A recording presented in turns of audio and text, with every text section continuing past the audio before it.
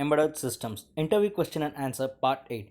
If you wish to follow us in any of these social media, you can follow.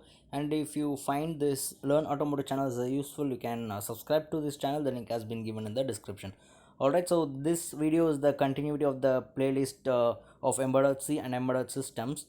We'll start with what is ISR. So it's one of the interrupt. That is, interrupt is one of the important concept in embedded systems.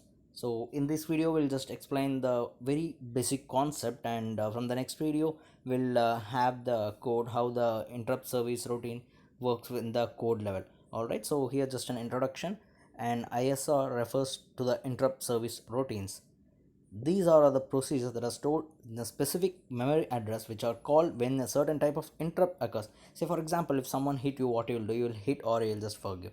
So it depends. So the set of procedure, that is you are hitting them back or you are forgiving them, that is a set of procedure has been stored in your memory location. So whenever someone hit, so the particular procedure happens. So in the same way, the ISR also, it's a kind of function. It will stored in the specific memory location, and whenever the interrupt happens, it will handle as per the procedure has been stored in that particular memory location. That is what all about ISR is. So very brief.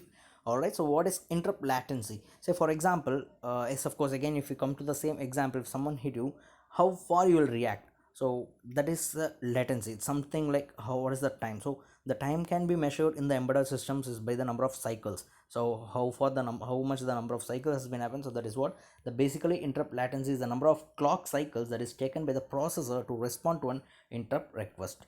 Alright, so this is what I said, the same the layman term I have said, and here the exact statement has been given, so that you will not forget.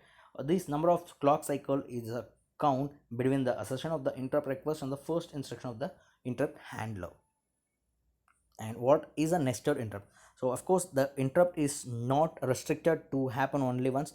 If some interrupt happens and the procedure of the particular interrupt has been keep on moving on, and if there is any interrupt inside the nested that is inside the else loop, again this another interrupt starts to execute. So this complete interrupt has been as priority as per the priority of the interrupt. So if you are good at microcontroller, you would remember the old school days, like interrupt 7.5, interrupt 8.5, hardware interrupt. So it depends on the priority. So that's what in a nested interrupt systems, interrupt is allowed to any runtime and anywhere even a ISR is being executed, and this completely works as per the priority.